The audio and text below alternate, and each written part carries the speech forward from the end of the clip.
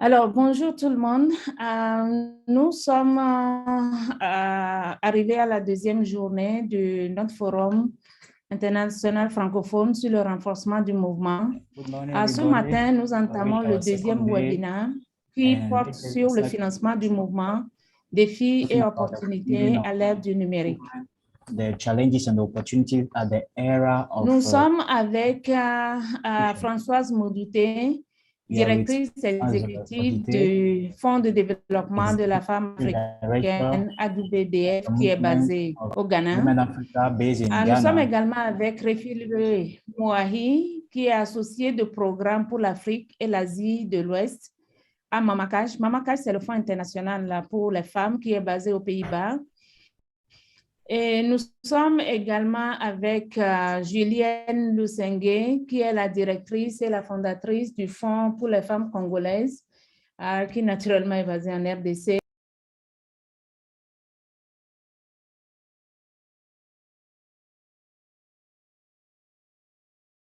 Qui a convoqué ce forum. Nous avons été honorés que Madame Awa Fall Diop a accepté de faciliter cette réunion. Madame Awa est consultante et elle est à Ashoka. Je vais maintenant laisser la parole à Madame Awa pour la facilitation de la réunion. Elle va poser une série de questions à nos intervenantes qui vont répondre à tour de rôle et puis ensuite poser des questions d'ordre général auxquelles toutes les intervenantes répondront et ensuite nous reviendrons à la fin de cette cérémonie. Éventuellement, à un moment donné de déroulement de cette cérémonie, nous pourrions avoir des intermèdes ou à la fin, une intermède musicale. Donc, je laisse maintenant la parole à Madame Awa. Awa, tu as la parole. Oui, merci beaucoup Massan. Merci d'avoir pris cette importante initiative au niveau international pour les femmes francophones. Et le sujet qui nous réunit aujourd'hui, concernant le financement des organisations de droits des femmes, les défis et les opportunités, surtout à l'ère du numérique. D'abord, la problématique du financement est une question critique pour les organisations de droits des femmes. Et également l'utilisation, faire face à ces défis et saisir les opportunités dans le contexte actuel marqué par la pandémie du Covid, contexte également marqué par des disparités, n'est-ce pas, en ce qui concerne l'accès au numérique, c'est également un autre défi. Donc, quand on met les deux ensemble, cela veut dire que c'est une grande question. Et heureusement, nous avons avec nous les participantes, les panélistes que Massan a annoncés, qui sont des femmes d'expérience, qui sont des féministes engagées, n'est-ce pas, en faveur des femmes. Et je sais que nous allons avoir une discussion très intéressante. Alors, ceci étant, j'ai posé une question d'ordre général et chaque personne qui voudrait y répondre donc pourra prendre la parole. La question, c'est que votre organisation finance les droits des femmes en Afrique depuis plusieurs décennies, certaines plus de 2 décennies, peut-être certaines moins. Alors, selon votre expérience, quels ont été les défis que l'appui au groupe de femmes ont permis de relever? C'est-à-dire, les financements que vous avez donnés, à quelle transformation ont-ils participé? Quels changements ont-ils permis, n'est-ce pas, de créer en ce qui concerne la vie des femmes? La question est là. Qui veut y répondre prend la parole. Je peux commencer. Bonjour à toutes et à tous. Mon nom est Françoise Maudouté. Je suis la directrice de l'AWDF, African Women's Development Fund, qui est le Fonds africain pour le développement des femmes. Merci beaucoup déjà à ROEC pour l'organisation de ce forum qui est d'une importance capitale, ainsi qu'à toutes les participantes et les participants qui sont avec nous aujourd'hui. L'AWDF est en effet un fonds de femmes qui existe depuis 21 ans et qui fait ce travail de financer, de soutenir le mouvement et les organisations de droits des femmes africaines d'une façon assez, on va dire, assez holistique. Et ce qu'on peut dire en termes des défis qui ont été levés grâce à ces financements-là, je pense que le premier défi, c'était un défi d'accès aux ressources.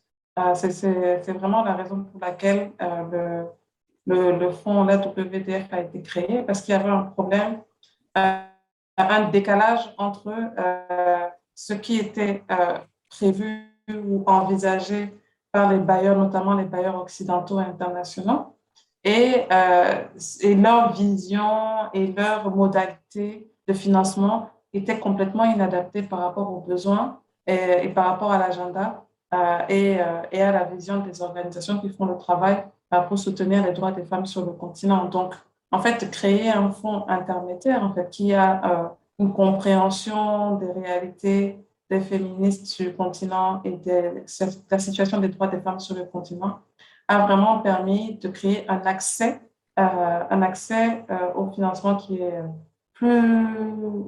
un accès à plus de financement pour ces groupes, mais aussi un meilleur contrôle du travail, de la vision qui est fait. Donc, en fait, d'avoir une mission et un cadre stratégique qui appartient aux organisations qui font le travail.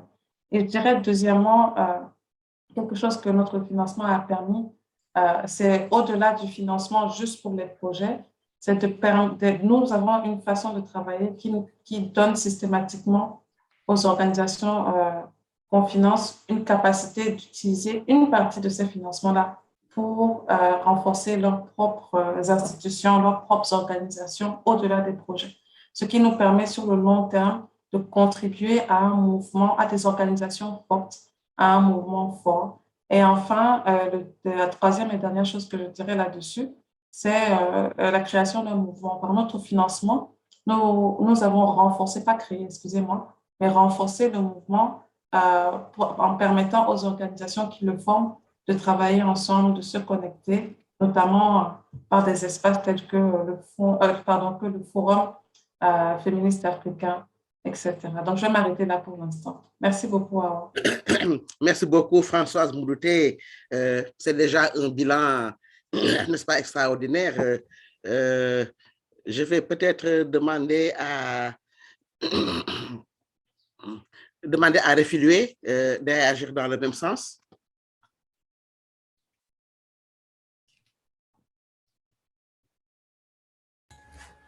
Bonjour tout le monde. Je vais parler en anglais si c'est OK. Mama Cash is an international women's fund based in the Netherlands, but providing funding around the world. And one of the regions that we provide funding in is Africa and West Asia. Mama Cash has been around since 1983, so it's one of the oldest international women's funds. Similar to what Françoise has shared, our funding is core long-term flexible support directly to feminist groups as well as fellow sister women's funds. So this has allowed groups to, allowed feminist movements to be able to do the work that they need to do without being worried about access to funding.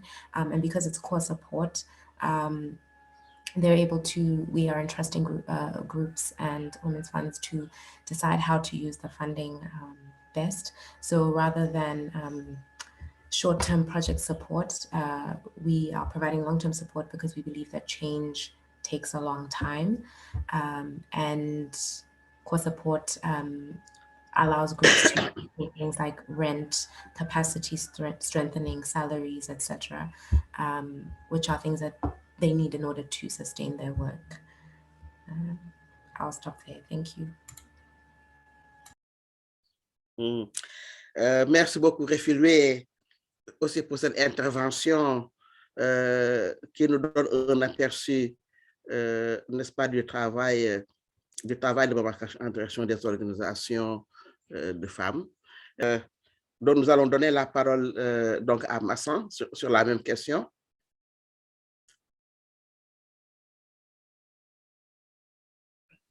Merci beaucoup, Awa.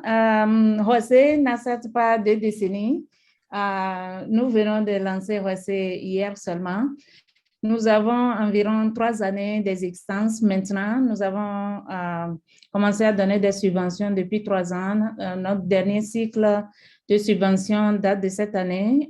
C'est vrai que nous sommes jeunes et que nous avons commencé récemment, mais néanmoins, avec les appuis différents que nous octroyons aux organisations, nous leur permettons de réaliser leurs initiatives. Quand nous avions commencé à donner des subventions en 2019, c'était de tout petits montants qu'on allouait aux organisations, autour de 5 000 à 7 000 $, environ 3 millions ou 3 500 000, ça dépend des projets. C'était de petits montants, mais néanmoins qui ont permis à des organisations à la base, dans les communautés, de faire des activités, de provoquer des changements très intéressants. Nous avons, comme nos sœurs aînées à WDF, Mama Cash et d'autres fonds de femmes, nous avons essayé d'apprendre des leçons de leur manière d'octroyer des subventions, de voir les innovations qu'elles ont intégrées. Donc, dès le départ, quand nous avions commencé les activités à Roissy, nous avions décidé de commencer à donner des subventions flexibles parce que nous sommes convaincus que c'est plus ce dont le mouvement a besoin. Selon la nature des activités qui sont prévues, c'est extrêmement important que l'organisation sache que quand bien même la subvention qui leur a été octroyée, il y a un contrat qui canalise la manière dont l'argent va être utilisé, que nous leur faisons confiance pour qu'elles en fassent la meilleure utilisation possible. Et donc, ce sont des subventions projets, certes, ce sont des subventions de courte durée, 1 an maximum, que nous avions donné. Au départ, nous avions commencé avec 6 mois, 7 mois. Nous sommes à 9 mois et cette année, nous étions en mesure de donner 1 an, 12 mois. Donc, ce sont des subventions de petits montants, de courte durée, certes, mais flexibles. Et c'est ce qui leur a permis, par exemple, de naviguer dans la crise du COVID. On avait donné des subventions pour des projets spécifiques qui ne tenaient pas compte de la crise du COVID. Et quand la crise est arrivée, c'était difficile pour elles de continuer de mener les mêmes activités alors qu'il y a des besoins plus urgents. Donc, certaines d'entre elles ont parlé avec nous. Avec d'autres, nous avions pris les devants pour parler avec elles, pour voir comment est-ce qu'elles se débrouillent avec la subvention qui leur a été octroyée.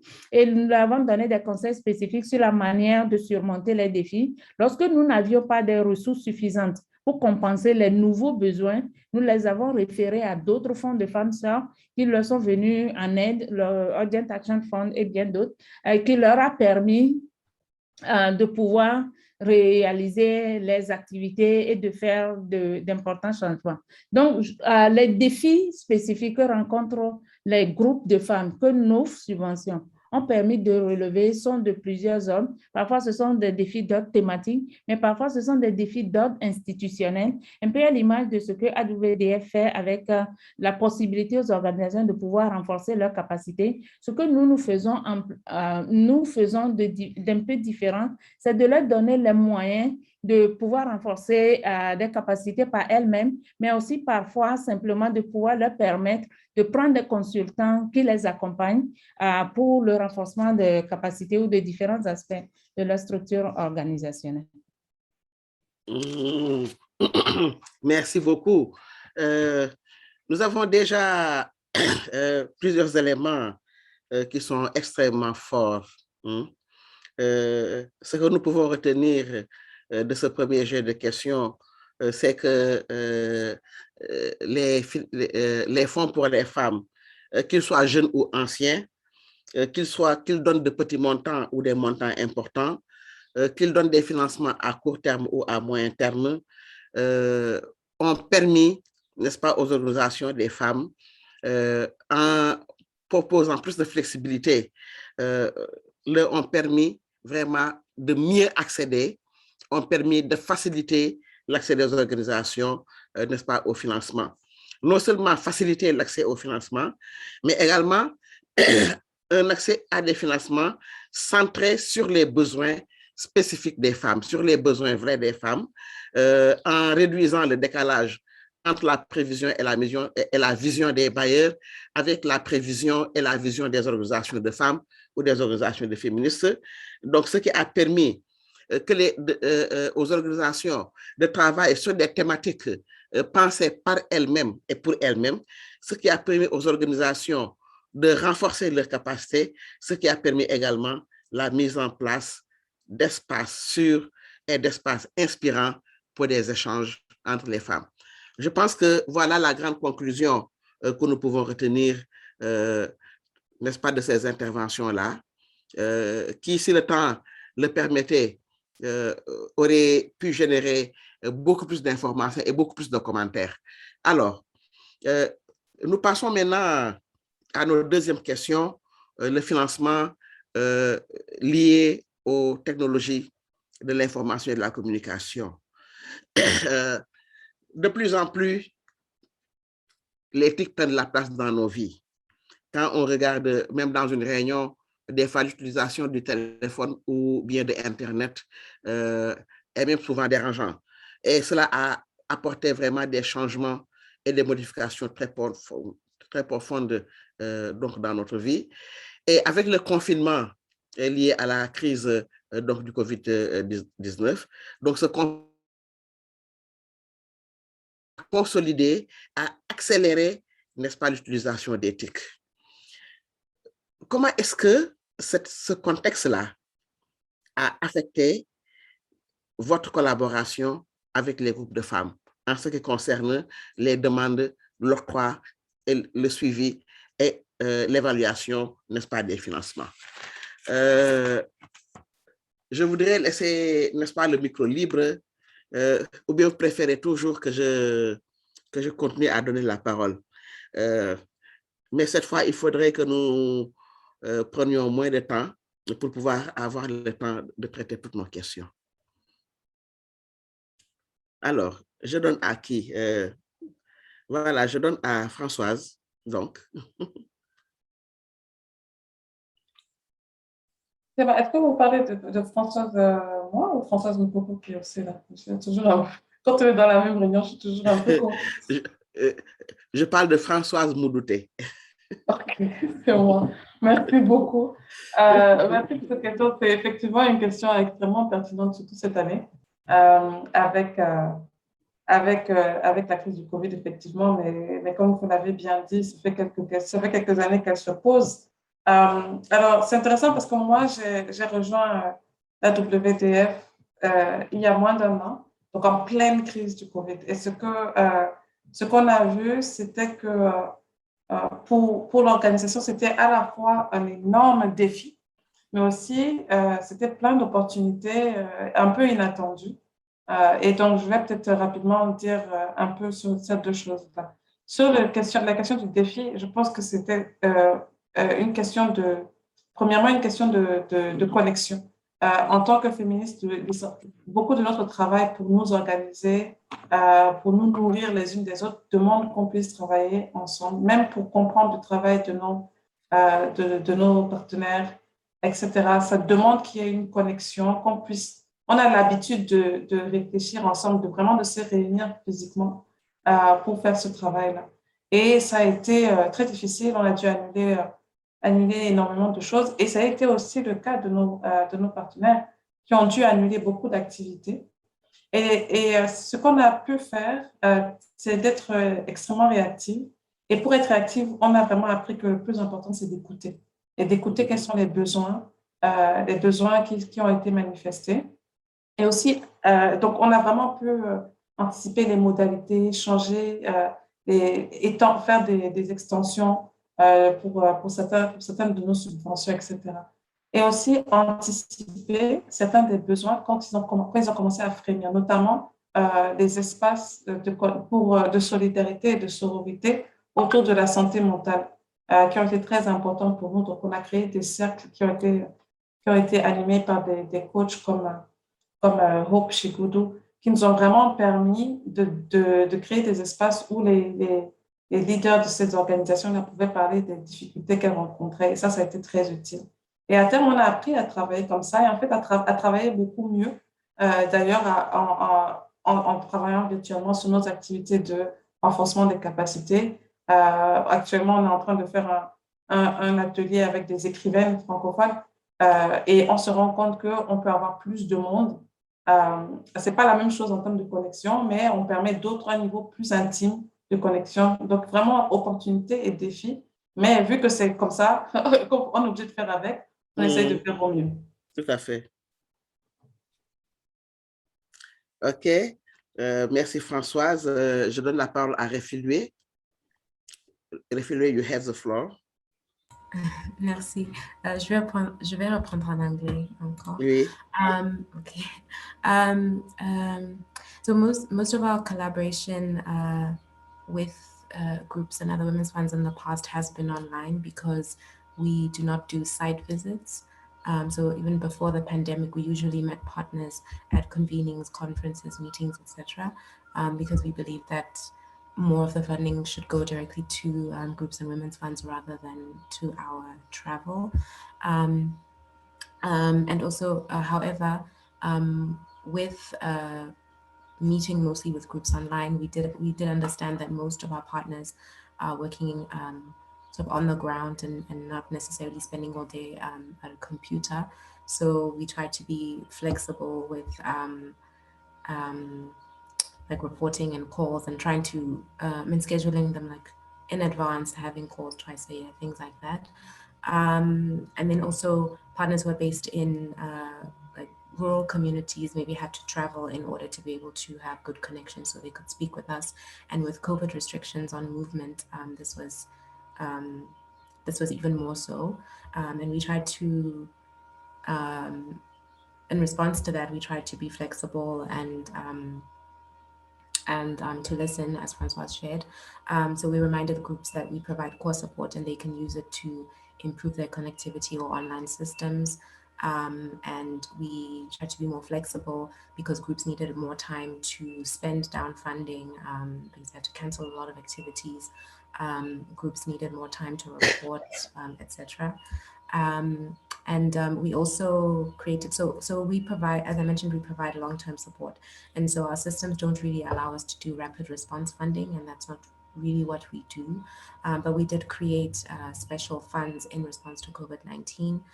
So for example, the Recovery and Resilience Fund, so that the groups we support could address the immediate and long-term needs and concerns of their communities and movements.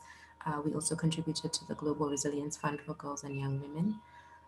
And we offered additional funding to all of our partners that are sex worker-led under our Count Me In consortium, which is supported by the Dutch Ministry of Foreign Affairs, because a lot of our sex worker partners were very hard hit by the pandemic in terms of loss of income, exclusion from government relief measures, etc.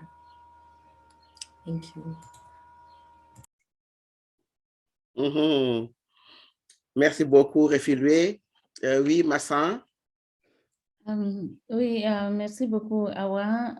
Tout comme les autres qui viennent d'intervenir, Françoise et Refilwe, au niveau de Roissy, nous avons essayé aussi de naviguer très tôt avec la crise du Covid, mais surtout avec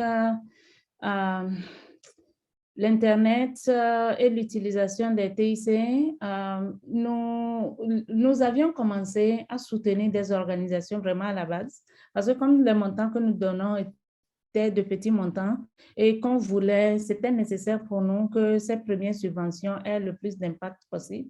Donc, nous avions ciblé des organisations qui travaillent véritablement dans les communautés, mais nous étions basés à Lomé, nous devons nous connecter avec elles à distance. Donc, il y avait ce challenge. Donc, nous avons naturellement, comme les autres fonds de femmes, utilisé l'outil Internet, l'email, créé un formulaire qu'elles étaient censées remplir à distance. Nous avions un contrat aussi qu'elles étaient censées remplir et signer à distance. Pour un certain nombre d'organisations, y compris pour nous-mêmes, ce n'était pas un grand défi. C'est ce que fait tout le monde. Mais les organisations avec lesquelles nous travaillions à l'époque avaient un défi spécifique parce que comme c'était un contrat en version, on a commencé avec la version PDF. Pour qu'elles puissent signer, elles doivent l'imprimer. Et parfois, les organisations n'ont pas d'imprimante. Donc, elles doivent l'imprimer, le signer et normalement le scanner, nous renvoyer. Le contrat faisait environ une dizaine de pages. Vous saviez ce qu'elles font? Elles signent la dernière page du document et nous envoient seulement la dernière page, étant entendu que nous avions le reste des pages. Donc, scanner, qui est un acte simple, pour certains d'entre nous, parce que un scanner, C'est vous pas évident direz, pour d'autres. comment se fait-il qu'une organisation n'a pas de scanner? Mais d'abord, attendons-nous, est-ce que l'organisation a un ordinateur? Donc, nous avions aussi pour le formulaire de virement, pour le formulaire de projet, nous avons créé un formulaire Word. Avec notre version très avancée de Word, nous avons fermé le formulaire parce qu'on savait que, enfin, j'avais anticipé que si les organisations ne maîtrisaient pas beaucoup le fonctionnement de Word, il suffit qu'elles sélectionnent, qu'elles cliquent sur quelque chose et les questions disparaissent. Elles vont nous envoyer un questionnaire incomplet et nous allons devoir sanctionner parce que comme c'est une petite sélection, si le questionnaire que vous avez envoyé est incomplet, naturellement, c'est rejeté. Donc, nous avons décidé de fermer le formulaire pour qu'elles puissent écrire seulement dans une partie des colonnes. Seulement, quand on a envoyé ce formulaire fermé avec un mot de passe, quand beaucoup nous ont renvoyé le formulaire, il était ouvert. On a commencé par dire, mais qui a trafiqué le mot de passe? Pourquoi est-ce qu'elles ont fait ça? Au début, on a voulu sanctionner. Et puis ensuite, on a réalisé avec le temps, parce que nous avons cherché, ma collaboratrice de l'époque, je lui ai dit, fais beaucoup de recherches, parce que les premières organisations n'étaient sûres qu'ils ont trafiqué on peut claquer les mots de passe, qu'ils ont fait ça, et ce qui mettait un grand doute sur elles. Et on a commencé par chercher, mais en fait, on a compris qu'elles avaient des versions très anciennes de Word, Microsoft Word. Donc, parce qu'elles avaient des versions très anciennes, dès que le fichier que nous avons créé dans une version récente est ouvert dans un appareil qui a une version ancienne de Word, il enlève la protection. Parce qu'à cette époque-là, il n'y avait pas de protection. Les Word 2003 n'avaient pas de protection ou 97. Donc, ça enlève la protection et ça nous a fait réaliser que même l'outil Internet, même l'ordinateur récent que nous avons dans nos bureaux, nous n'en avons pas suffisamment à OSC. Mais même cet accès à l'outil informatique est un défi pour les organisations. Donc, ça veut dire elles ont des ordinateurs très anciennes versions. Nous ne savons pas comment ça fonctionne, mais nous étions prêts à les sanctionner sans comprendre les défis qu'elles rencontrent. Donc, c'est cette ère du numérique qui est rentrée dans le système de subventionnement est un défi que nous devons comprendre pour savoir mieux comment accompagner les organisations. Donc, quand la crise du COVID a commencé et que le travail à distance s'est imposé, comme les autres l'ont dit, Maman Cash, pour certains partenaires que nous avons en commun, ou bien pour d'autres, même cet accès à Zoom, un peu ce que tu racontes ce matin, oui. Juste pour prendre le téléphone et faire un appel WhatsApp, c'est un défi parce qu'encore faut-il avoir un smartphone. Si vous n'avez pas un smartphone, c'est difficile. Donc, il y a une organisation particulière qui doit quitter son village et aller en ville chaque fois qu'il y a une réunion avec nous pour pouvoir avoir une meilleure connectivité. Donc, je pense que c'est juste pour dire que le défi du numérique et du numérique de qualité pour pouvoir faire le travail que les organisations font est un défi que les partenaires financiers, y compris nous, les fonds de femmes, nous devons comprendre pour savoir qu'une partie des financements que nous allouons, nous devons le disponibiliser pour pouvoir renforcer leur capacité en TIC, soit l'accès à l'ordinateur, l'accès à une connexion Internet de bonne qualité. Mais parfois, le défi est encore plus grand parce que quand dans le pays, la connexion disponible n'est pas de bonne qualité, alors que faire? C'est un rêve, je ne sais pas encore, mais je me dis pourquoi est-ce que les bailleurs de fonds, les fonds de femmes, on ne se met pas ensemble pour avoir une connexion satellitaire qu'on peut mettre à disposition des militantes? Bon, ça c'est mon rêve. L'idéal serait de pouvoir en arriver là. Je ne pense pas que c'est un coût exorbitant. Quel que soit le coût, nous n'avons pas recensé la population de militantes que nous avons dans les pays, ni d'organisations de femmes. Mais si on recense cette population, si cet investissement vise ce grand nombre, je pense qu'on corrélerait l'investissement par rapport à l'utilisation qui se ferait avec, et ça se justifierait.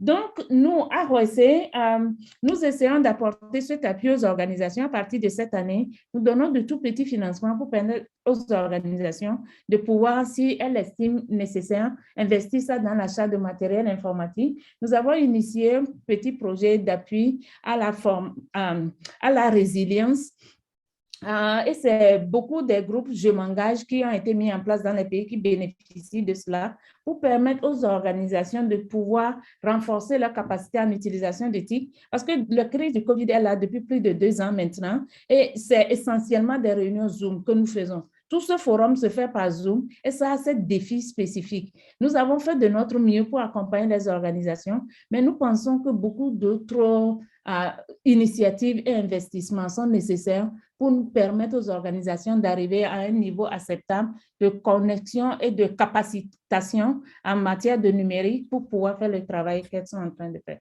L'autre grand défi sur lequel je ne vais pas m'appesantir, c'est les formulaires de subvention en ligne. Un certain nombre de partenaires financiers imposent à nos organisations, et comme nous les poussons à rechercher plus de financement, je pense qu'il faudra que nous disponibilisons un peu de ressources pour renforcer leur capacité dans ce domaine pour pouvoir leur permettre d'être au pas. Sinon, c'est une technicité qui les ralentit encore dans leur effort de mobilisation de ressources. Désolée d'avoir été un peu long. Non, long mais intéressant et très instructif. Vivre autrement et collaborer autrement. C'est ce que Internet et la pandémie du Covid donc nous impose de faire. Comme on dit, des problèmes, on peut toujours tirer des opportunités, n'est-ce pas, et relever des défis. Et cela a permis également, si nous analysons vos interventions, d'aller à des innovations pour pouvoir rester connectés, d'aller à des innovations pour pouvoir préserver la santé mentale et les capacités de résilience, n'est-ce pas, des femmes engagées pour les droits. Parce que déjà, être engagé pour les droits constitue, disons, nous met face à un certain nombre de stress, à une certaine quantité de stress. Et avec la pandémie du Covid, n'est-ce pas, ce stress-là, n'est-ce pas, augmente parce que notre façon de vivre, n'est-ce pas, change. Innovation en accroissant la capacité d'écoute en direction des femmes. Innovation en augmentant, n'est-ce pas, la flexibilité et en mettant en place, n'est-ce pas, des fonds spéciaux. Mais innovation également quand on pense à une satellite féministe. Moi, je vois bien tout ce que cela aurait donné comme capacité de création de chaînes de télévision féministes, comme capacité de création, de mise en place de radios féministes. Voilà. Parce que aussi, quand on dit TIC, ça a trait à la communication. Et aujourd'hui, il y a également un espace de communication, il y a un combat de communication, donc, n'est-ce pas, que nous devons gagner. J'en viens à une autre question. À partir de l'intervention de Massa, on se rend compte des disparités, n'est-ce pas, qui existent entre les organisations de femmes, selon qu'on vive en milieu rural profond ou qu'on vive en ville, surtout en Afrique. Comment faire face de façon pratique en attendant que nous ayons notre satellite? Moi, j'ai dit oui au satellite, hein? Absolument. Donc, en attendant d'avoir notre satellite, comment faire que la situation face au TIC ne renforce pas, n'agrandisse pas, n'aggrave pas les disparités qui existent, les disparités d'accès au financement qui existent déjà entre les organisations de droits des femmes. Ah ouais, Julienne est là.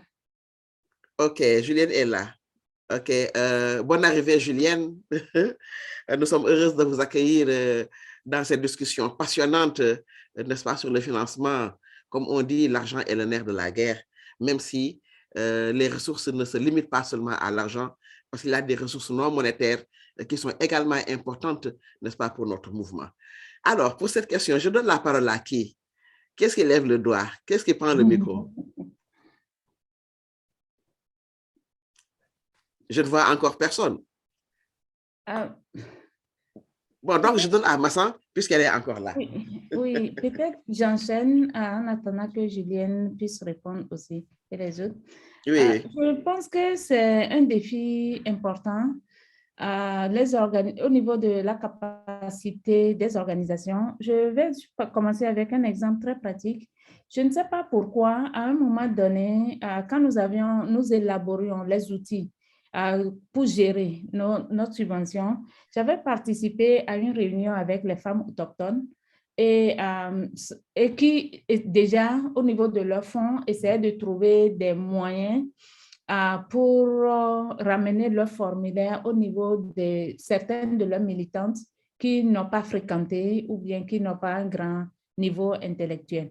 Donc, je me suis dit, j'ai promis dans la réunion-là que nous, à OSC, en commençant, nous allons essayer de bien commencer et de prendre en compte les besoins spécifiques de ce groupe vulnérables qui vivent dans les villages et qui n'ont pas nécessairement un grand niveau. Mais aussi, nous avions voulu prendre en compte les besoins spécifiques des femmes handicapées, de certains types de handicap, parce que la plupart de nos questionnaires sont écrits.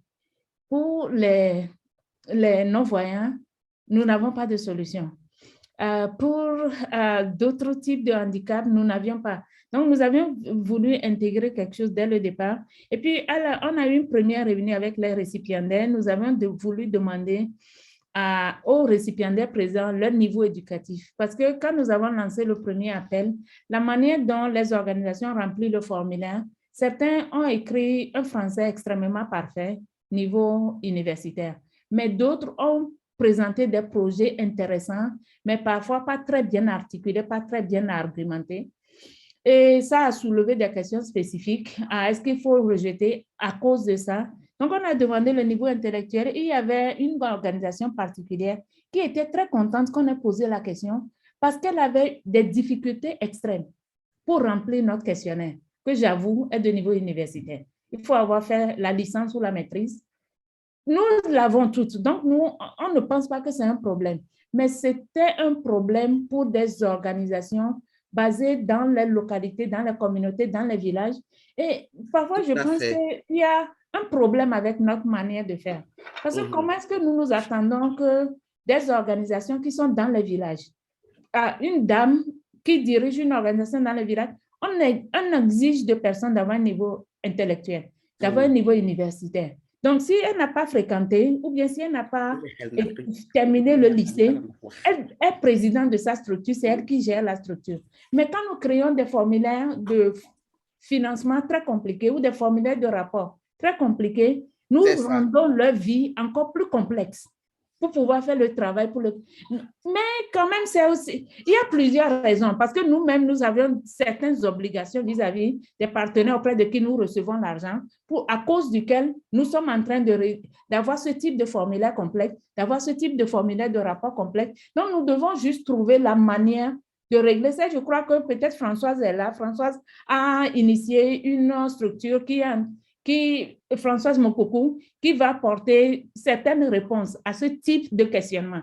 Mais c'est juste de reconnaître que c'est un grand défi et qu'au niveau des fonds de femmes et des donateurs, il doit y avoir des efforts internes parce que nous mettons tout le poids sur les organisations, mais il y a une partie du poids que nous devons supporter parce que nous comprenons qu'elles n'ont pas suffisamment de moyens, mais si dans notre manière de financer, nous intégrons des besoins spécifiques parfois dont elles sont conscientes, mais parfois dont elles ne sont pas conscientes, pour essayer de résoudre ce problème que nous avons pour avoir des rapports de qualité et pour avoir des documents de projet de qualité, mais sans trop surcharger les organisations sous le poids de tout le travail qu'il y a à faire. Je pense que ça serait un début de solution pour réduire cet écart entre des organisations basées en ville qui ont beaucoup de capacités ou bien qui ont la chance d'avoir des ressources humaines très compétentes et des organisations basées dans d'autres milieux ou qui ont des ressources humaines, moins d'expertise pour pouvoir répondre aux exigences des partenaires, y compris de nous, les fonds de femmes. OK.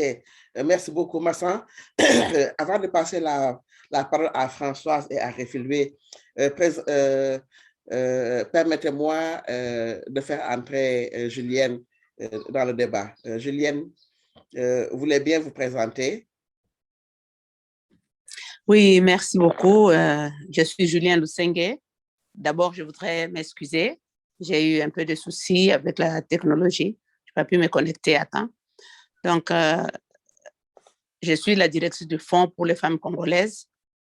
Comme Massan vient de dire, c'est vraiment un défi pour nous qui travaillons avec des petites organisations, des organisations qui sont dans les communautés, qui n'ont pas assez de capacités ou de matériel, d'équipement. Pour nous, par exemple, quand nous avons commencé, nous avons accepté que jusqu'aujourd'hui, nous sommes ouvertes pour que les organisations puissent même écrire en Swahili pour nous envoyer leurs projets dans la langue qui sont accessibles. Parce que si on leur demande toujours d'écrire en français ou remplir trop de formulaires, c'est toujours compliqué. Et il y a aussi le défi par rapport à la connexion. Même si on est en ville, même si on est dans une province, c'est possible qu'on n'a pas la connexion dans le milieu n'est pas fluide et ça pose problème pour les partenaires pour nous envoyer les documents ou pour même recevoir les documents, pour lire ce qu'on a envoyé. Je voudrais donner ici un exemple d'une organisation qui nous avait envoyé un projet. On leur a envoyé des remarques. Elles ont travaillé, elles ont tout mis, mais elles ont oublié d'enregistrer. Elles nous ont renvoyé les documents. Et nous, on a trouvé que non, c'est pas, elles n'ont rien fait. Est-ce qu'elles ne voulaient pas faire? Quel était le problème? Elles ont trouvé qu'on les embêtait ou quoi? Mais pour comprendre cela, il fallait qu'on les appelle. Alors, on les a appelés, on a posé la question, mais elles ont insisté. Non, on a tout travaillé toute la journée, on était là, toute l'équipe, on a beaucoup travaillé pour corriger tout ce que vous vouliez. Comment vous allez nous dire que ce n'est pas corrigé? Donc, c'est ce gap d'information, d'équipement qui pose problème pour les organisations qui travaillent dans les communautés. Ouais. Et aussi, nous, quand le COVID a commencé, nous avions déjà pensé à former les femmes sur l'utilisation des médias sociaux. Donc, on a commencé les formations et ça a permis à toutes les organisations avec qui nous travaillons déjà, avec qui nous collaborons déjà, de rester connectées parce qu'elles sont dans le même groupe WhatsApp. Donc, elles partagent les informations. Mais aussi, nous avons organisé des réunions online, virtuelles, pour qu'elles partagent leurs informations, mais aussi leur permettre de participer aux différentes réunions qui se tenaient à travers le monde. Parce qu'on s'est dit, si on ne leur permet pas de participer à ces réunions, ou si nous n'organisons pas nous-mêmes aussi des réunions, nous allons risquer d'être déconnectés avec le mouvement mondial. Donc, nous-mêmes aussi, nous allons être déconnectés à l'interne parce qu'on ne va pas savoir qui fait quoi ou bien où est l'autre. Donc, c'était ça le travail qu'on avait fait. Mais on sait bien que les subventions que nous donnons, on donne pour les activités, on donne aussi une partie pour l'institution, mais ce n'est pas assez. Ce n'est pas assez parce qu'il faudrait trouver une façon de soutenir les femmes. Parce que parfois, elle doit voyager, elle doit un enfant, elle a son bébé, qui va payer le billet pour le bébé. Souvent, on dit non, on paye seulement pour la personne qui va venir. Et là, ça pose problème pour la dame qui doit venir pour une réunion. Donc, c'est que toutes ces questions-là que nous devons penser pour que même si on est handicapé, même si on a un bébé, qu'on ne soit pas déconnecté du mouvement, qu'on participe normalement, qu'on ait la possibilité de participer. Comment participer? C'est prendre en charge le dépendant, donc le bébé, pour que la femme puisse participer. Récemment, d'ailleurs, nous avons fait une activité académique de formation. Les femmes qui venaient, elles venaient à moto. Il y en a une qui est tombée et qui a fait un accident. Elle a eu une blessure grave sur le visage. Et il a fallu qu'on l'amène à l'hôpital. Il y a eu des sutures qui ont été faites. Il fallait qu'on la surveille et tout ça pour qu'elle puisse se reprendre. Donc, ce sont des choses, des conditions, les contextes dans lesquels nous travaillons, c'est différent, c'est vraiment difficile. Et aussi, les femmes elles-mêmes déjà travaillent aussi dans des contextes insécurisés. C'est tout ça que nous devons prendre en compte, que nous pensons que les bailleurs aussi doivent prendre en compte parce que quand nous envoyons ces informations, nous avons traduit les éléments de l'organisation de Swahili en français. Et maintenant, on doit traduire maintenant en anglais pour envoyer.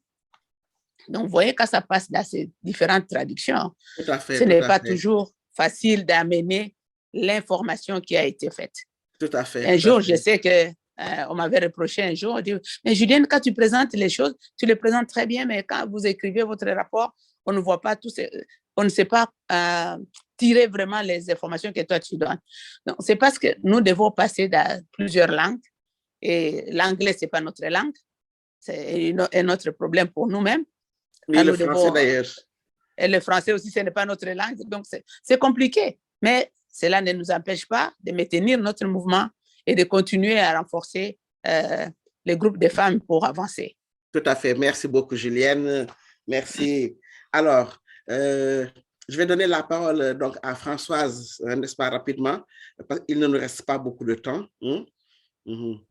Oui, Françoise. Merci beaucoup. Bon, tout a été dit. Je rajouterais peut-être plus que comme ce que moi j'entends quand j'écoute les sœurs qui ont parlé, c'est que vous avez posé la question sur les femmes qui vivent en milieu rural. Mais en fait, c'est beaucoup plus, les discriminations sont beaucoup plus larges. Donc, en fait, la grande question qu'on se pose à l'AWDF, c'est comment est-ce qu'on s'assure que nos propres processus ne renforcent pas les discriminations qu'on essaye auxquelles on essaye de pallier. Et en fait, c'est là la différence entre l'intention et les systèmes est vraiment importante. Mais pour juste rester concentré, j'aimerais reprendre un point que Masson a dit. Elle a dit que certaines de ces obligations viennent de nos propres obligations envers nos bailleurs également. Parce que c'est ça la difficulté avec les fonds de femmes, c'est qu'on est à la fois des bailleurs pour certaines, et on a nos propres bailleurs. Donc, en fait, je pense que c'est pour nous, dans notre travail, il y a un nécessaire travail de négociation et de plaidoyer sur les questions de philanthropie spécifiquement qu'on doit faire. Parce que sans flexibilité, on ne peut pas donner de la flexibilité. Donc, on a vraiment, nous, ce travail qu'on fait, qui fait vraiment partie de notre travail d'influence. Et je pense que toutes, en tant que fonds de femmes, on a cette nécessité de le faire parce on n'a que la flexibilité. On ne peut donner que la flexibilité qu'on est capable de recevoir. Or, comment le faire? On ne nous donne rien. On est obligé de négocier, de vraiment engager dans des négociations très serrées. Donc, je voulais juste rajouter ce point-là. Merci. Merci beaucoup, Françoise. C'est absolument important de s'assurer que nos propres processus ne renforcent pas les disparités et les discriminations. Bien. Alors, sur cette question, je vais donner la parole à Refiloué. Merci. In the past, we had the option for groups to submit, or some groups would submit applications via regular mail, so writing applications and sending them via mail or email. And I think that was helpful for some groups because filling in our online forms, maybe they have, if you have trouble with your internet connection, sort of saving the forms and coming back to them and submitting, that was always complicated. But now as we try to, I think it's a bit of a difficult subject because we are trying to, I guess, move with the times and advance, but also trying to improve our systems internally, but also for our partners and our systems and our processes. And so trying to make sure that everything is online, but still trying to create maybe fewer steps, fewer reporting moments, things like that. But I think it's a challenge. It definitely is a challenge that we are still trying to figure out. In our new strategic guide, which began in this year and lasts until 2030, one of our focuses is on disability rights and focusing a lot on, more funding to disability rights movements, but also improving our systems to be more accessible. And part of this is also thinking about how our documents and our forms and requiring, I guess, online collaboration, how that is perhaps exacerbating these gaps and how we can bridge them, etc. I hope I've sufficiently answered the question. Thank you. OK. Non, il y a énormément de choses qui ont été dites. Malheureusement, on manquera de temps pour, n'est-ce pas, décortiquer tout cela. Voilà. Mais à travers les interventions, on voit tout l'effort, n'est-ce pas, consenti par les partenaires bailleurs de fonds afin d'améliorer, afin de faciliter donc l'accès à des financements. Je me rappelle dans mon organisation, le premier financement que nous avons déposé, on a fait le budget, donc on a copié le budget et on l'a collé dans la page de message. Et quand le tableau est arrivé chez le partenaire, ça voulait tout dire, mais ça ne voulait rien dire, parce que les chiffres étaient mélangés, les lignes étaient mélangées, n'est-ce pas, etc., etc. Donc, on se rend compte depuis que les fondations, les organisations, les organismes de bailleurs de fonds ont vraiment accompagné les organisations pour aller dans le sens, n'est-ce pas, de la facilitation donc de ces procédures-là. C'est vrai maintenant, ce n'est plus comme le cas au début avec Massan ou avec AWDF ou bien Mamacash, d'envoyer les formulaires, n'est-ce pas, en papier. Ce n'est plus le cas sous format PDF, etc. Mais d'après vos interventions, il y a encore des efforts, n'est-ce pas, qu'il est nécessaire de faire. Des efforts en direction, par exemple, des organisations de femmes non-voyantes. Comment leur faire gagner en plus d'autonomie? Parce que jusqu'à présent, même pour remplir leur formulaire en ligne, elles sont obligées de faire appel à une tierce personne. Comment penser à des catégories de ce genre et améliorer non seulement leur connectivité, mais améliorer également leur capacité donc, à utiliser cela? OK.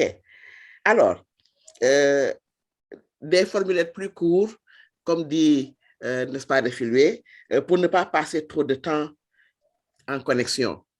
Des formulaires qui utilisent même les langues nationales, comme ce que Julien a proposé.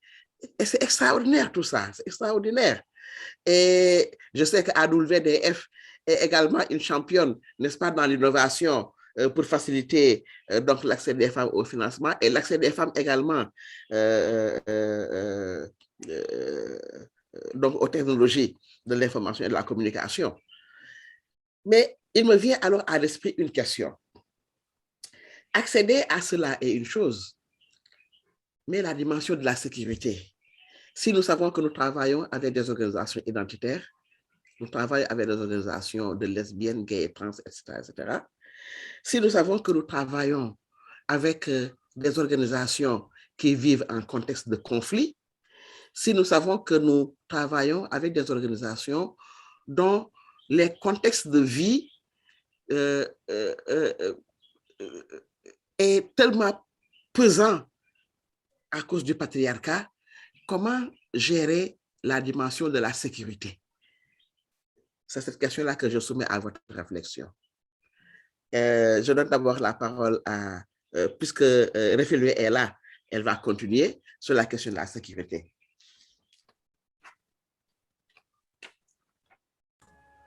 Okay, it's a very good question. I think in recent years, we have been trying to even just internally focus more on digital security. So for example, moving towards using open source technology, and also educating ourselves more on using secure platforms, encrypted email, etc. And so trying to share that information with our partners and and yeah, ensuring that when we are having conversations with them, we're using secure platforms, encrypted email, and groups having the option to remain anonymous as well. So so you mentioned groups that maybe are being targeted by their government and things like that, and so they're able to remain anonymous on our website or in any of our publications, and we try to find ways to communicate with them that don't put them at risk. And then also recently we came up with a new initiative called the Resistance and Resilience Initiative, which is for selected partners to focus on holistic security, and so that includes digital security, collective care and well-being, etc., in difficult contexts. And so these are tailor-made, individualized grants to existing grantee partners that are confronting the effects of closing space for civil society in their daily work. And so that is one of that is one thing that I can think of in particular that we are doing around digital security for our partners. Thank you.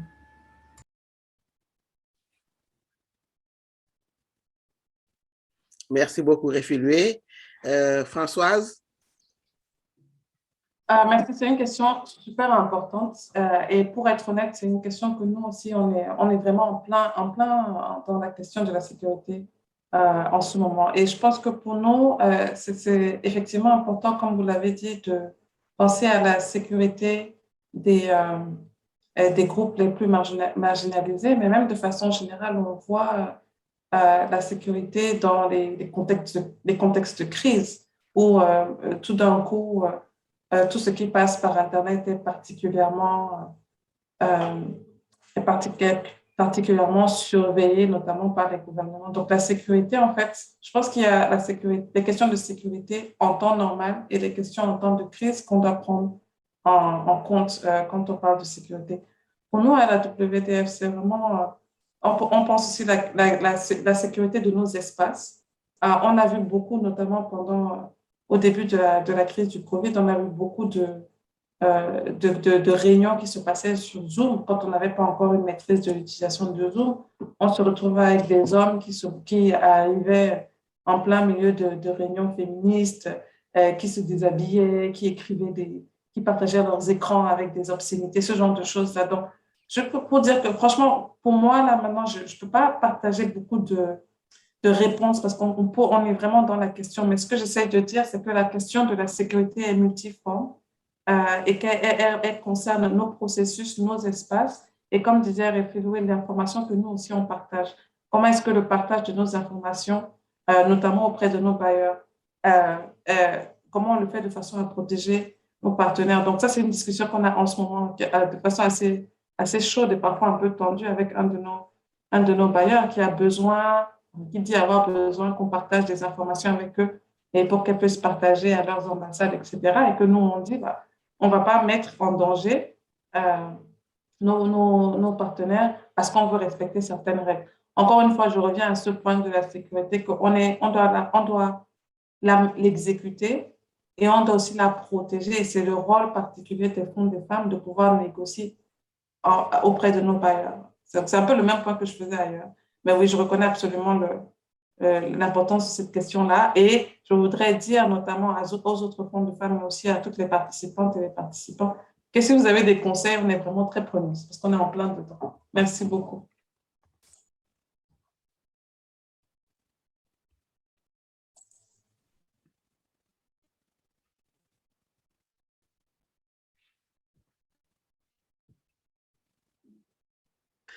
Oui, Massa. Merci, Awa. Avant de commencer à répondre, j'aimerais souligner que il semble que nous avons des questions sur la plateforme. J'en vois deux. La première vient de Ami Traoré qui dit « Je pense aussi que le mouvement améliore, il faut réaménager des programmes et avoir des modules d'alphabétisation sur l'écriture du projet, le remplissage des formulaires et la recherche de financement. Donc, enseigner ça aux organisations. Et puis, il y a une autre question de Rosalie Nézienne. Est-ce possible d'envisager un système de subvention participatif c'est-à-dire sélectionner les projets écrits ou oraux par un groupe d'activistes au lieu que ce soit du personnel du Fonds de femmes. Bon, j'aimerais juste lire à haute voix pour m'assurer que nous le voyons. Peut-être dans un autre tour de conversation, on aura le temps de répondre. C'est ça. La question de sécurité est une grande et vaste question. Nous essayons avec nos moyens de commencer à en prendre conscience à OSC, que nous devons travailler sur nous-mêmes d'abord pour sécuriser, parce que les organisations, nos partenaires nous font confiance quand elles nous envoient toute la documentation. Parfois, on leur demande beaucoup, toute la documentation institutionnelle de leurs organisations qu'ils ne partageraient pas autrement s'ils n'avaient pas si cruellement besoin de nos financements. Donc, ils nous font confiance quand ils nous envoient cette documentation, mais est-ce que nous avons pris soin de notre côté de sécuriser le canal à travers lequel ils nous transmettent cette documentation? Est-ce que nous avons mis en place en interne au sein de nos institutions suffisamment de mécanismes de sécurité pour nous assurer que le personnel qui travaille chez nous gardera la confidentialité des informations qui sont partagées? Les outils que nous utilisons pour faire les réunions, ce Zoom, que nous utilisons, comme Françoise vient de le dire, au départ, ce n'était pas sécurisé. Les applications libres de droit dont Refilway vient de parler, jusqu'à quel point sommes-nous sûrs que c'est sécurisé? Les emails, vous savez, quand vous utilisez Google, quand vous utilisez un Gmail, quels que soient les emails gratuits que nous avons sur les plateformes, quand vous utilisez Drive, toutes vos données sont stockées chez eux, puisque nous ne lisons même pas les accords qu'ils nous font signer. Ils disent, vous êtes d'accord? Si vous dites non, le service arrête automatiquement. Donc, on dit oui à tout. Parfois, on ne prend même pas la peine de lire parce que même si tu n'es pas d'accord, tu as tellement besoin du service que tu dis oui à tout. Donc, nous disons oui à tellement de choses et parfois, on ne prend même pas conscience de tout ce que nous donnons en disant oui et en acceptant d'utiliser cette plateforme à cause de nos ressources limitées. Nous avons entendu que Facebook veut venir en Afrique et veut donner l'Internet gratuitement. Ce n'est pas par générosité, c'est un calcul complètement économique. Vous représentez un grand marché, vous avez tellement de données qu'ils n'exploitent pas encore. Il veut venir puiser dans vos données et le marchander. Mais comme en contrepartie, vous donne l'Internet gratuit que vous achèterez à, je ne sais pas, 10 000 ou 20 000, on est d'accord sur tout. L'essentiel, c'est que tu donnes l'Internet gratuit. Même si tu veux enregistrer les conversations, tu peux tout arrêter. Bon, c'est la conditionnalité. Donc, je veux juste dire qu'en tant que Fonds de femmes, nous ne prétendons pas d'avoir la solution à tout. Nous sommes en train de travailler à renforcer notre système, notre propre système de sécurité. Mais je pense que pendant que nous faisons ça, nous pouvons parallèlement être en train de renforcer la sécurité, de sensibiliser nos organisations partenaires sur le besoin de sécurité. Il y a eu peut-être il y a 5 ou 7 ans où j'ai été sensibilisée sur le droit à l'image. En fait, dans cette réunion Zoom, si je ne vous autorise pas à capter mon image et à le diffuser, nous sommes en diffusion directe sur Facebook, sur YouTube et sur un certain nombre de plateformes. En principe, les organisateurs de la réunion n'ont pas le droit de le diffuser. Je peux vous faire un procès. Mais au sein du mouvement, il y a tellement de choses que nous faisons. Parfois, nous ne nous rendons pas compte jusqu'à quel point nous mettons en danger. Et je pense que c'est aussi un facteur important qu'il faut prendre en compte et nous enseigner. Refilway vient de dire tout à l'heure qu'elle donne la possibilité, Maman Cash donne la possibilité aux organisations qui le souhaitent de rester anonymes. Nous savons qu'Urgent Action Fund le fait aussi. Je pense qu'AWDF le fait aussi. Nous le faisons toutes. Si l'organisation souhaite rester anonyme, nous publions la liste des organisations à qui nous donnons des subventions. Quand ils nous envoient la documentation justificative des activités qui ont été réalisées, parfois nous choisissons de le publier. Mais si l'organisation vous dit « je préfère rester anonyme pour des raisons de sécurité » ou telle raison, parfois il y a des dispositions internes au sein de nos structures qui respectent ça. Mais parfois, des organisations qui sont en danger ne prennent pas conscience du danger et ne réalisent pas qu'elles auraient dû vous demander de protéger leurs données. Je vais donner juste un petit exemple d'une organisation quand nous avons commencé au nord du Burkina, que nous avons soutenu et qui travaillait dans un contexte particulièrement difficile parce que c'est la zone où il y avait le terrorisme et tout ça, et qui n'a pas pris soin. Nous leur avons demandé est-ce que vous souhaitez rester anonyme, tout ça, mais qui n'a pas pris soin, qui ne nous a pas dit qu'elle a besoin parce qu'elle ne réalise pas qu'elle devrait se protéger. Donc, je pense que quand nous faisons face ou nous collaborons avec certaines organisations comme ça, parfois c'est notre responsabilité d'expliquer, d'éduquer les organisations sur les risques encourus pour qu'elles puissent prendre la décision éclairée. Donc, en matière de sécurité, au niveau de OSC, nous avons commencé à renforcer la sécurité de nos propres systèmes. Nous allons initier, nous aurons dû le faire en cette fin d'année, mais ça se fera en début d'année prochaine, une formation sur la sécurité numérique pour nous-mêmes, pour notre staff, mais aussi à l'endroit d'un nombre limité de nos récipiendaires. Et je pense que nous devons faire de plus en plus d'efforts pour ressourcer la capacité de nos organisations à avoir accès aux plateformes qui sont sécurisées, mais aussi à pouvoir renforcer leur propre sécurité. Je sais qu'on nous avait, enfin, quelque part, j'avais suivi une formation, c'était nécessaire de crypter les données. Parce qu'on nous dit aujourd'hui que tous les messages partagés sur WhatsApp sont cryptés de bout en bout. Ça veut dire, si j'écris quelque chose sur mon portable, j'envoie à toi, Awa, c'est seulement toi qui peux lire le message.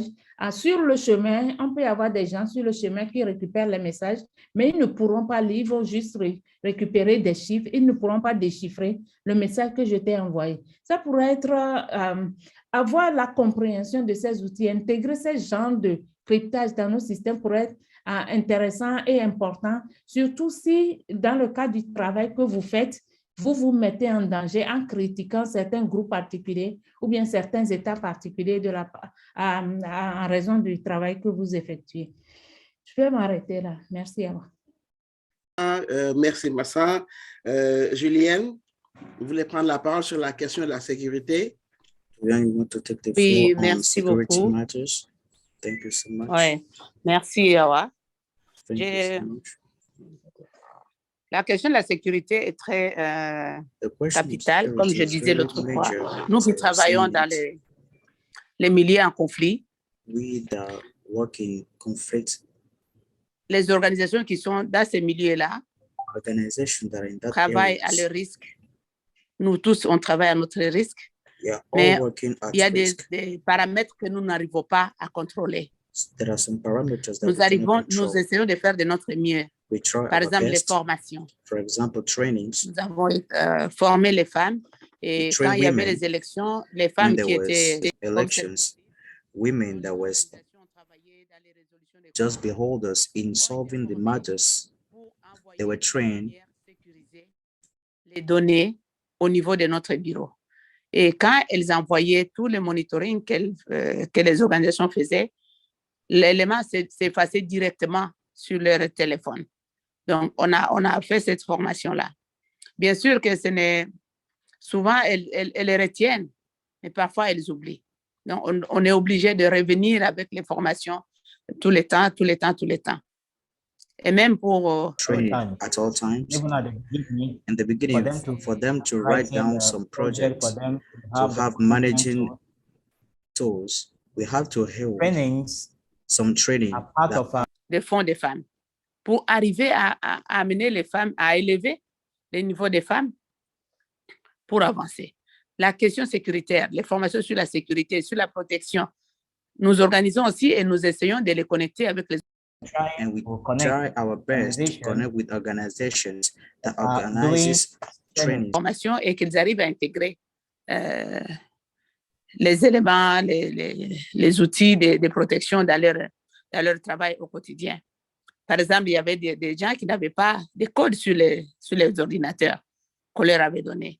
On a dû faire des formations pour qu'elles mettent des codes, pour qu'elles arrivent à protéger les éléments, à protéger leur téléphone aussi, pour que ça ne soit pas pris par tout le monde. Parce que parfois, vous appelez, c'est le mari qui a le téléphone. The husband had the number. The father had the number. We are trying to tell them not to do such things. Because this is the phones of work. Because it's excluding her. Also try, let me answer by giving this example for the selection of project. We tried everything at the beginning. In order to work with the activists on that, we can find the project.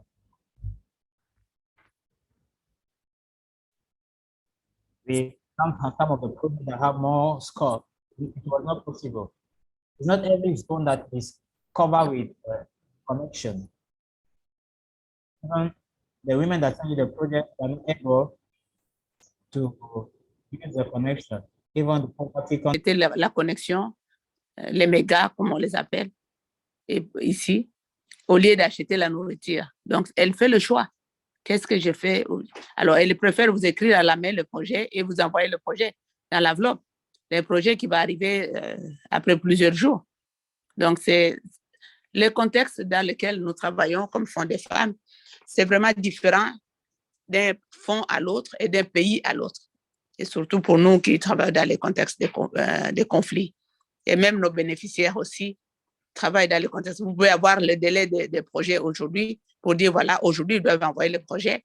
Mais il y a la guerre ou il y a les journées villes mortes. Elle ne peut pas accéder à l'Internet. Donc là, elle est obligée d'attendre pour que ça se libère, pour qu'elle arrive à aller se connecter pour envoyer le projet. Donc, vous n'allez pas lui dire, comme c'était déjà hier, c'est fini, vous ne pouvez plus envoyer. Donc, c'est toujours en tenant compte de la question sécuritaire. Qu'est-ce qui s'est passé dans la ville pendant qu'elle allait envoyer le projet? Ou nous-mêmes, nous ne pouvons pas aller au bureau pour aller dépouiller tous les projets. Nous sommes bloqués. Et c'est comme ça qu'un jour, j'avais dit à un bailleur, j'ai dit, il faut comprendre, nous ne sommes pas comme vous.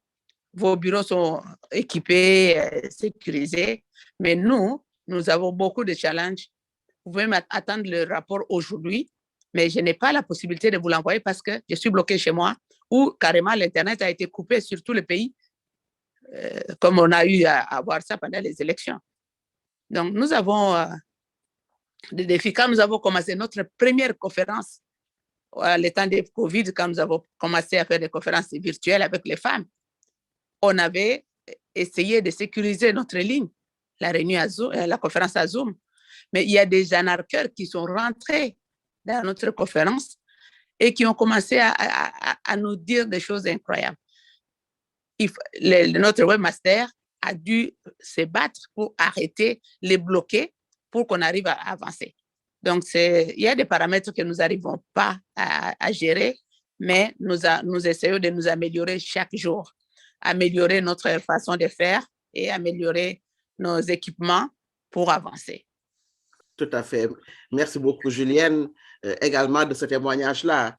Je pense que ce que nous pouvons retenir de ces échanges, n'est-ce pas, sur la sécurité, c'est qu'elle doit se gérer à plusieurs niveaux. Au niveau des fonds et des fondations, en termes d'outils, de systèmes, mais également en termes de personnel. Parce que si les outils et les systèmes sont fiables, une personne, peut-être pour quelque raison que ça soit, pour quelque raison obscure que cela soit, n'est-ce pas, peut être tentée de divulguer donc des informations. Mais il y a également des éléments de sécurité à gérer au niveau organisationnel. Et le premier élément, c'est d'abord d'attirer l'attention des organisations sur les préoccupations sécuritaires. Et il y a une participante, Asti Gabin, n'est-ce pas, qui a posé la question s'il y avait de bonnes pratiques à partager. Je pense que tout à l'heure, dans les interventions, il y a des éléments qui ont été donnés, comme de mettre un code à son ordinateur, de mettre un code à son téléphone, et également, quand on a un téléphone, à son téléphone ou à son ordinateur, et également quand on a un téléphone portable, de le porter. Un portable est fait pour être porté. N'est-ce pas? Mais un portable n'est pas fait pour être laissé entre les mains du mari ou bien entre les mains de la voisine ou bien, n'est-ce pas, entre les mains de l'enfant. Françoise Moukoukou vient de donner tout de suite donc une bonne pratique que je n'ai pas eu le temps de lire parce que c'est passé rapidement. Je ne sais pas si elle peut prendre, n'est-ce pas, le micro pour donner cette indication-là, cette bonne pratique-là, surtout en utilisant... oui. Oui. Oui. Merci beaucoup, Awa. Je pense que la première chose que j'aimerais dire, c'est qu'il y aura une session dans ce forum sur les violences faites aux femmes liées à la technologie. Il y aura une autre session sur la communication institutionnelle. J'encourage vraiment les gens qui veulent en savoir plus de participer à ces sessions. Donc là, je répondais rapidement à ce qu'on appelle le Zoom bombing. Donc, quand vous créez votre lien Zoom, il faut mettre un mot de passe, il faut mettre un code et vous donnez ce code seulement aux gens que vous voulez avoir dans le Zoom. Si vous ne faites pas cela, n'importe qui a ce lien peut se connecter et il y a des petits programmes malveillants.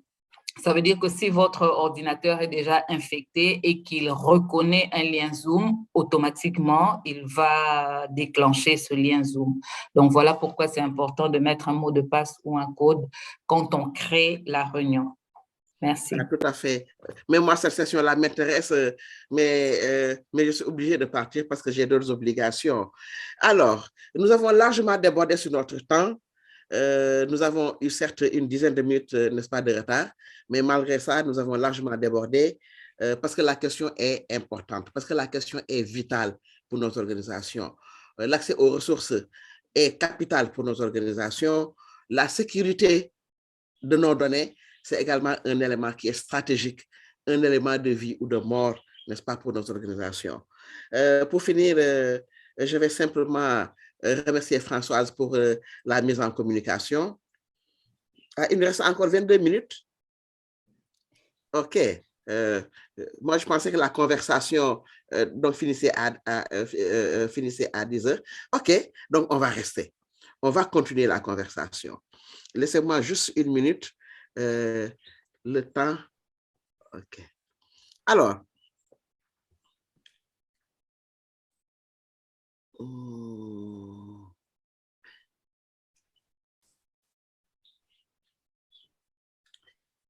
tout à l'heure dans la conversation, on a parlé des fonds spéciaux COVID. Parce qu'avec la pandémie, on a constaté que plusieurs fonds, plusieurs fondations ont même pris, disons, procédé à une réallocation, n'est-ce pas, des financements. Certains fonds, certaines fondations ont même demandé à leurs partenaires de procéder à une réallocation des fonds qui étaient déjà, n'est-ce pas, en leur possession. Alors, c'est vrai, le COVID-19, c'était vraiment un contexte, n'est-ce pas, extrêmement difficile. Mais est-ce que même le COVID-19 n'a pas quelque part accentué les difficultés dans la vie des femmes? Donc, quel est le lien que les fonds, les fondations, les bailleurs de fonds, quels sont les liens qu'ils ont faits pour non seulement réalloquer, réallouer des fonds disponibles à la lutte contre le COVID, et quel est le lien, quelle est la réflexion, quelles sont les décisions qui ont porté les fonds et les fondations à demander même à leurs partenaires de réallouer des fonds qui étaient déjà distribués, de réallouer cela à la lutte contre la pandémie. Je ne sais pas si je me fais comprendre. Parce que avec cette réallocation, cela donnait l'impression que le combat pour les droits des femmes était suspendu en attendant de régler la question du Covid. C'est ça la question.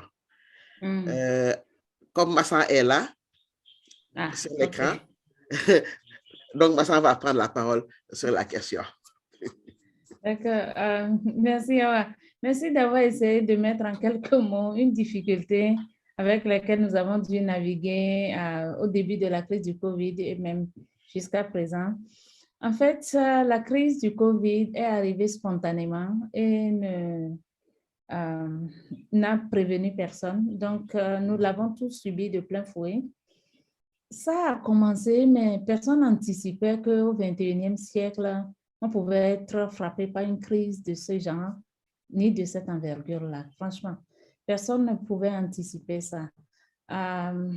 Donc, nous toutes, nous avons été surprises par la crise. C'est vrai que dans les documents projets, et même on nous dit, on nous recommande, et nous aussi nous recommandons aux organisations quels sont les risques encourus, d'anticiper les risques, d'énoncer les mesures de mitigation de ces risques.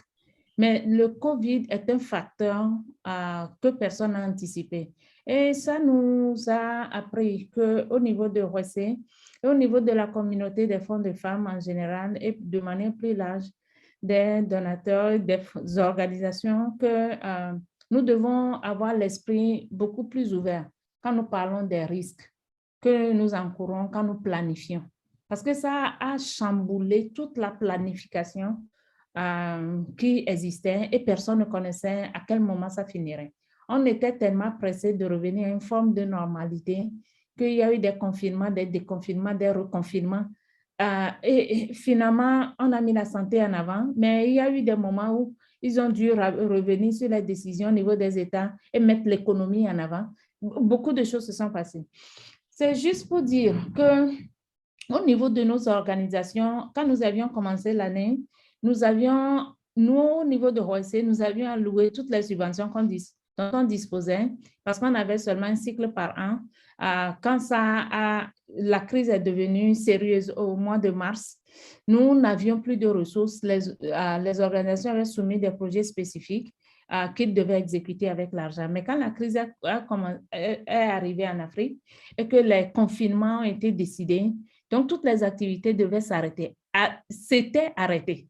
Parce que si vous voulez organiser des ateliers de formation et que dans votre pays, les rassemblements sont interdits, vous ne pouvez pas. Et cette décision, c'était un cas de force majeure. On a évoqué le cas de force majeure pour le justifier dans le contrat. Mais nous avions dû... La communauté des bailleurs a dû être réactive. Certains bailleurs qui le pouvaient ont donné la possibilité aux organisations qui finançaient certains ont donné plus de temps, d'autres ont donné des flexibilités pour réallouer les subventions, mais d'autres institutions ne pouvaient rien. Donc, certaines subventions ont été retournées parce que le travail ne pouvait pas être fait si le travail portait sur un rassemblement et que les rassemblements étaient interdits. C'est quelque chose qui mérite d'être mentionné parce que ce n'était pas 100%, la totalité des bailleurs qui étaient devenus flexibles. Il y a des institutions, leurs règles internes, ils ne pouvaient rien faire. Donc, nous, au niveau des fonds de femmes, nous avons eu la chance d'avoir des financements flexibles, mais donc, nous avions lancé le message, comme tous les autres fondations et fonds de femmes, aux organisations que nous financions à l'époque, pour que si elles le souhaitent, qu'elles nous demandent ce qu'elles voudraient. Est-ce que c'est une flexibilité, c'est un rallongement de délai pour pouvoir exécuter l'activité? Bizarrement, ça, c'est encore la spécificité des francophones. Nous avons eu très peu de réponses. Très peu, je crois une ou pas du tout. Donc, nous avons décidé de faire l'inverse et d'aller vers elles pour les rassembler, leur poser la question pour comprendre comment elles vivent la crise du COVID et comment elles s'adaptent et quels sont les nouveaux besoins qui sont apparus et comment est-ce que nous pouvons mieux les accompagner. Donc, certes, nous n'avions pas les ressources financières pour donner de nouvelles subventions. Donc, ce que nous avons pu approuver, c'est une réallocation des subventions que nous avions déjà allouées, mais certains des besoins qui ont été soulevés lorsque nous avions fait cette réunion, c'est que les activités devaient être repensées autrement. Par exemple, il y avait un projet qui devait rassembler une cinquantaine de femmes en formation sur les métiers de tissage et qui ne pouvaient pas rassembler ce grand nombre. Donc, elles ont repensé la chose pour rassembler les femmes en groupe de 10. Ce qui fait plus de formation. Donc, le consultant qui devait faire la formation devait être payé plus, mais aussi il fallait mettre en place les dispositifs de lavage des mains, les cache-nez et un certain nombre de mécanismes. Et ça a accru le coût de mise en œuvre du projet. Donc, le peu de subventions dont nous disposons, nous avons donné une subvention complémentaire pour permettre à l'organisation de faire ça. Une autre organisation qui voulait faire du théâtre était obligée de trouver la manière de le faire en théâtre qui sera diffusé à la radio au lieu d'être fait en présentiel. Donc, il y a eu ces adaptations que nous avons pu approuver, mais de notre côté, rapidement, il y a eu des initiatives qui ont essayé de mobiliser des ressources additionnelles pour pouvoir répondre aux nouveaux besoins. Et nous aussi, nous avons eu l'opportunité d'accorder quelques financements dans le cadre d'un fonds d'urgence COVID. Donc, il y a eu ces adaptations qu'on a dû faire dans le cadre de la crise du COVID. Et nous, en interne, au niveau de Roissy, nous avons pris la décision de ne pas attendre la nouvelle crise. On ne sait pas quand ce COVID finira, mais on ne sait pas à quand est-ce qu'on pourrait avoir encore une crise de ce genre. Donc, nous avons décidé en interne de tous nos systèmes, de la manière dont nous le construisons en semi-virtuel.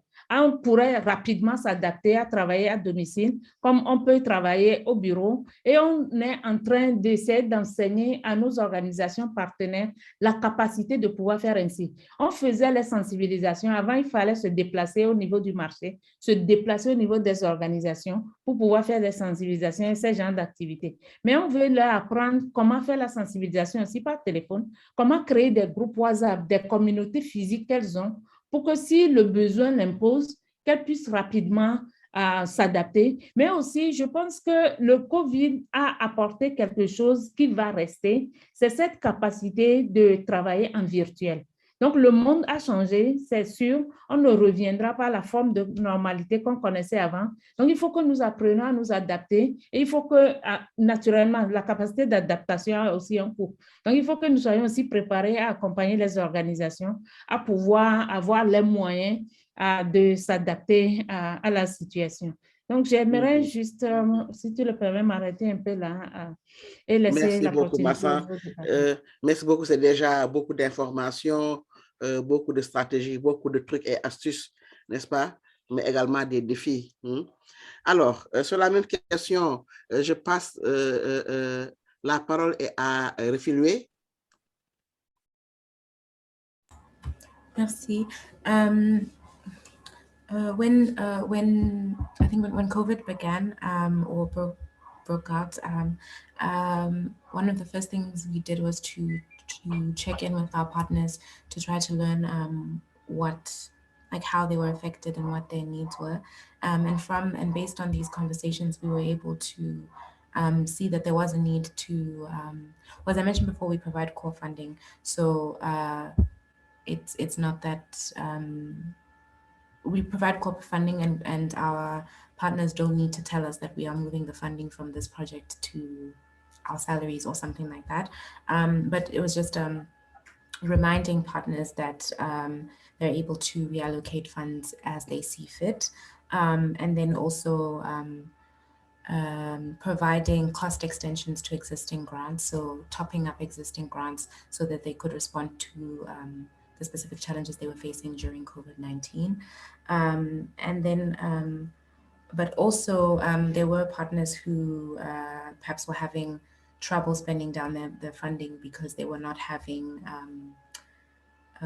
in-person meetings, and some of their work they were not able to do because of lockdown restrictions.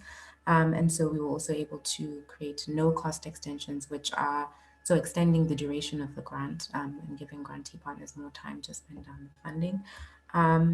And we also did sort of advocacy and influencing other donors or our donors, explaining the effects of COVID on women, girls, trans, and intersex people, and the need for more funding. because a lot of groups were facing difficulty accessing funding during this time. I will stop there. Thank you. Merci beaucoup, Refilwe. Françoise?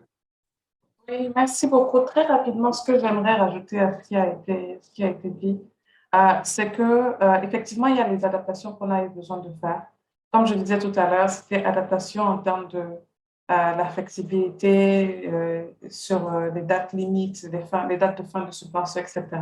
Donc, comme a expliqué Masson et comme a expliqué Refilwe, on a fait ce genre d'adaptation. Mais je pense que pour nous, une des grandes leçons, pour nous, c'était de ne pas laisser la vague de panique ambiante détourner l'attention du travail sur les droits des femmes, comme si la question de la pandémie était détachée et isolée de la question des droits des femmes. Parce qu'à la fin de la journée, ce qu'on a vu, c'est quand même que en fait, la pandémie a accentué, a mis à nu ce que les féministes disent depuis longtemps. Qu'à chaque fois qu'il y a une crise, c'est les femmes qui prennent plus cher. Que ce genre de crise expose les défauts du système et que ce système-là est préjudiciable aux femmes. Donc, nous, on a voulu ne pas créer des sentiers parallèles et de voir autant que possible soutenir les organisations qui voulaient faire des réallocations, comme vous le disiez, mais aussi de dire qu'on ne voulait pas que la pandémie crée quelque chose d'isolé. Parce qu'à la fin de la journée, la pandémie ne fait qu'accentuer les difficultés que vivent les femmes. Et donc, voilà, c'était un peu ce que je voulais ajouter. Donc, pas sur des stratégies, mais sur la compréhension qu'on avait du travail et de la façon dont tout ce qu'on faisait comme soutien venait de cette analyse-là. Que ce n'était pas quelque chose de parallèle, quelque chose de nouveau, mais quelque chose qui rendait d'autant plus important ce qu'on faisait déjà avant. Merci beaucoup pour toutes ces réponses qui, je suis sûr, rassurent beaucoup de personnes que je vois qui sont en train de participer à ces discussions et qui, à travers au moins les pays francophones d'Afrique, du Maroc jusqu'au Burundi, jusqu'au Rwanda, se posaient la question, n'est-ce pas, de cette réallocation-là. Certains ont compris, d'autres n'ont pas compris, mais je pense que je vous remercie de nous avoir donné l'opportunité, n'est-ce pas, de clarifier cela. Parce qu'effectivement, beaucoup se disaient que avec le confinement, donc les gens passent beaucoup plus de temps, n'est-ce pas, ensemble au niveau des familles. Et donc, les violences domestiques, les violences conjugales commencent à prendre plus d'ampleur, n'est-ce pas, qu'auparavant. Et que si dans ces conditions-là, on dit que maintenant il faut sensibiliser concernant la lutte contre le COVID-19, c'est comme si on leur demandait de délaisser ce qui était la raison d'être de leur organisation pour prendre en charge des préoccupations qui n'étaient pas les leurs. Mais je vais reprendre la parole d'une des filles qui disait que c'était normal de faire ça, parce que pour revendiquer ses droits, il faut être en vie. Et que si on ne luttait pas, n'est-ce pas, contre la pandémie, peut-être qu'un jour, on n'aurait même plus besoin de réclamer des droits parce qu'on ne serait pas là pour les réclamer. Alors, on m'a signalé tout à l'heure qu'il ne nous restait que 5 minutes. Maintenant, il doit nous rester 3 minutes que je vais, n'est-ce pas, utiliser pour remercier tout le monde. Remercier les participantes, elles ont été nombreuses parce qu'à un moment, on a été jusqu'à plus de 130, n'est-ce pas, participantes à travers toute l'Afrique. J'ai vu Fatim Faye du Sénégal qui dit que un téléphone portable n'est pas un téléphone posable. Le portable n'est pas un posable, n'est-ce pas?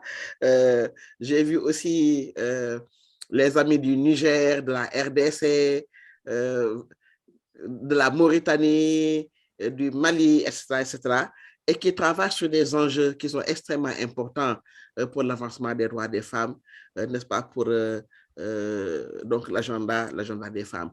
Je vous remercie, vous aussi, Françoise Moukoukou, pour la mise en relation. pour le suivi technique. C'est ma belle-mère, hein, attention. Hein? Je dis ça publiquement. Hein? Son fils, c'est mon petit mari et personne n'a le droit d'y toucher. Je dis ça en ligne et de façon ouverte pour que quiconque voudrait, attention, bon, je suis là. Je suis contre les violences faites aux femmes, mais dans ce cas-là, attention. Hein. Alors, je dis merci à Refilue de Mama Cash, vraiment pour ses interventions, à Massan et à Julienne pour vraiment les expériences tirées, n'est-ce pas, de la vie des organisations. Et un grand merci aussi à Françoise Moudouté de African Women Development Fund, qui est connue vraiment partout en Afrique avec le Forum des féministes africaines. Je reviens du Mali comme ça avec le Forum des féministes maliennes. Et il y a eu des bancs de félicitations pour African Women Development Fund, n'est-ce pas, à cause du Forum des féministes africaines. Et la charte, n'est-ce pas, a été lue et adoptée également au cours de ce Forum des féministes maliennes. Merci à toutes et à tous. Bonne continuation et j'espère avoir le temps de me reconnecter encore pour participer au débat. Merci et bonne continuation. Merci beaucoup, Awa. Merci. Merci maintenant pour l'invitation. Merci. Merci.